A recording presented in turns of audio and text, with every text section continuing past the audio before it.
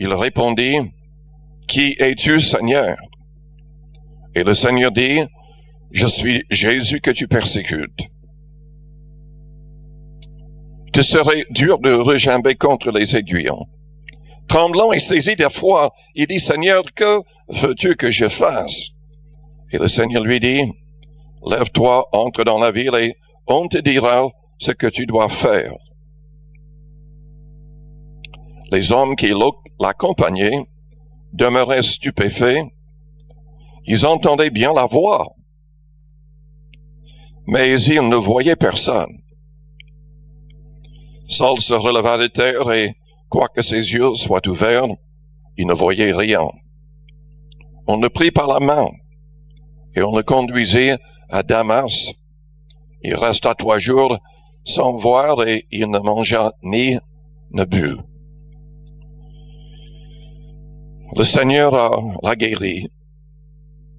Il l'a baptisé du Saint-Esprit. Il a eu du mal à être accepté par les chrétiens qui se méfiaient de lui. Et Barnabas l'a trouvé et l'a présenté dans bien des églises. Vous vous rendez compte? Ce passage, cette histoire, devrait nous encourager à prier avec foi pour nos pires ennemis, pour les autorités qui veulent fermer les églises. Si Dieu a pu agir ainsi avec Saul, se présentant dans une lumière qu'il a aveuglée, si Dieu a accepté de lui parler, même les autres qui étaient avec lui ont entendu la voix. Dieu peut toujours le faire. Il peut toujours le faire. Si nous prions, comme la parole nous encourage à le faire. Est-ce que nous prions assez pour les autorités, pour les gens au gouvernement? Dans 1 Timothée, au chapitre 2, la Bible dit au verset 1er, « J'exhorte donc, avant toute chose, à faire des prières, des supplications, des requêtes, des actions de grâce pour tous les hommes. » Nous ne devrions jamais prier uniquement pour nous-mêmes ou pour nos propres familles. Pour les rois et pour tous ceux qui sont élevés en dignité, afin que nous menions une vie paisible et tranquille, en toute piété et honnêteté.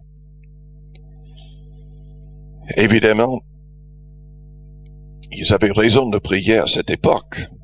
Ils avaient des raisons pour prier. Mais nous aussi. Nous ne devrions pas oublier nos frères, nos sœurs dans d'autres pays qui sont persécutés. Énormément de chrétiens sont en train de perdre leur vie pour le beau nom de Jésus-Christ.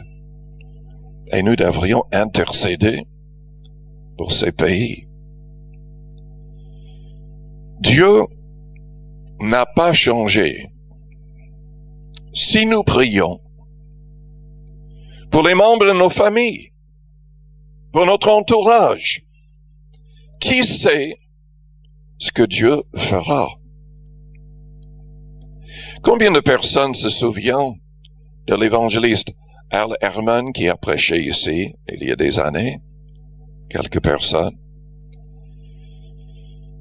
Ce frère, enfin, il vous a raconté son histoire. Il a rencontré Dieu à Hollywood.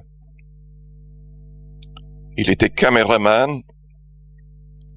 Il était ami avec les grandes vedettes à Hollywood au début. Pendant la Deuxième Guerre mondiale, il était l'attaché journaliste, caméraman pour... quel est le nom du général des Philippines? son nom, MacArthur. Si jamais vous voyez les films à la télé où on a lâché la bombe atomique, c'est lui qui était dans l'avion et qui a filmé tout cela. Il est décédé maintenant, mais ce qu'il ne dit pas dans son témoignage, c'est qu'en réalité, il n'en parle pas parce qu'il a honte d'en parler.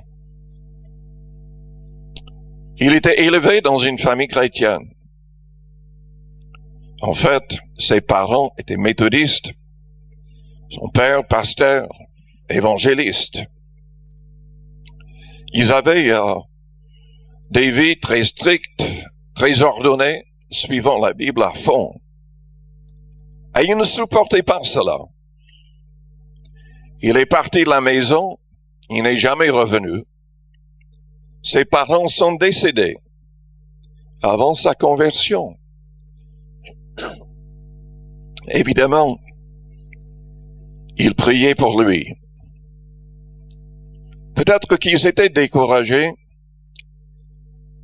par son égarement, sans doute. Mais il priait pour lui. Ils sont décédés sans voir la conversion de ce fils égaré.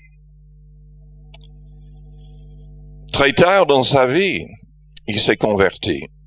C'était après la Deuxième Guerre mondiale. Il est revenu à Hollywood, il a repris son travail. Mais ça ne lui plaisait plus. Un jour, un après-midi, il était dans sa chambre en train de fumer une cigarette. Et devinez quoi? Jésus-Christ est entré dans la chambre. Il a vu. J'oublie ce qu'il m'a dit, si le Seigneur a dit quelque chose ou pas. Mais ça l'a tellement marqué qu'il a éteint la cigarette et il n'a jamais touché à une cigarette après.